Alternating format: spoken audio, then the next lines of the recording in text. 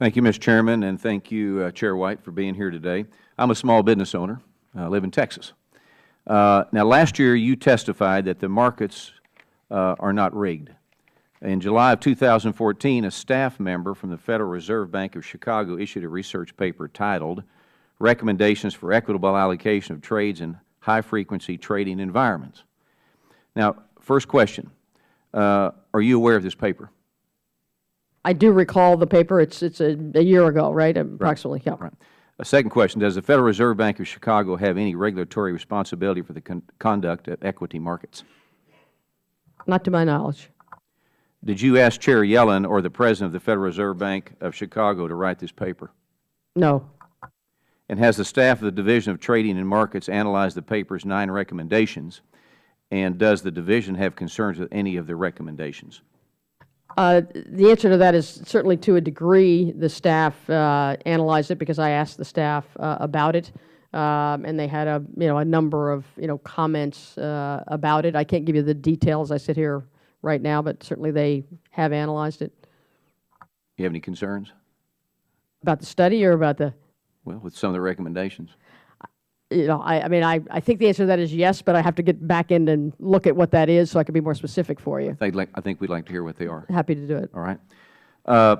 Just last year, a second question, just last year you stated that the SEC owes a duty to Congress, the staff, and the American people to use the funds we are appropriated, that we have, to be prudent and efficient.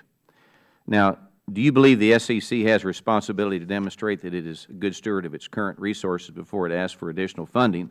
And I'm always amazed as a private sector guy how we just have unlimited money up here, that the unlimited line of credit, just drawing the people's money till it dies. So with that, before you answer that, I will note where I come from in Texas. My constituents are not overly concerned about the rules, for instance, that we've talked about earlier that deal with the CEO pay ratios, which the SEC spent over 7,000 staff hours and $1.1 million in labor costs for a rule that we don't even have implemented yet. I think all I can say in response to that, and I alluded to it earlier, I think, as well, is that is a congressional mandate, as are many of our other rulemakings, that I do feel an obligation to carry out in the most cost-effective way, given the statutory requirements. Clearly, there are cost and workability concerns in that rulemaking that require a lot of staff time in order to achieve that objective. So, I mean, I think that's the explanation. It is the explanation for the resources that have been applied to that. It's a congressional mandate, and we want to carry it out because it's our obligation to, but do it in the most cost-effective way we possibly can. Next question. Earlier this year, J.P. Morgan Chase indicated it would cut back on its fixed income trading desk because of the regulatory requirements and capital costs following the lead of over what other investment firms are doing. Are you concerned about these new regulations, that they are reducing liquidity in the U.S. fixed income market? I mean, I have a concern about all impacts, including those that are being occasioned by regulation. Regulations are killing small business. I would just tell you that. They are choking it to death. One more question. Last week, the SEC lost a case that it ran through its administrative hearing process. The administrative law judge called the SEC's claim wildly exaggerated.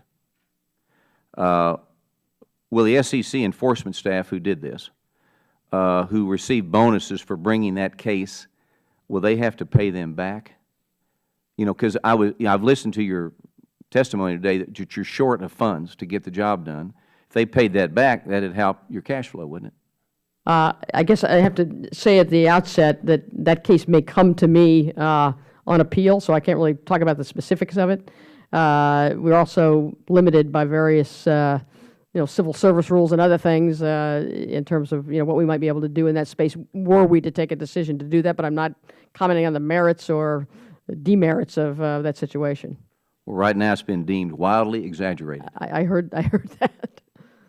Mr. Chairman, I yield back.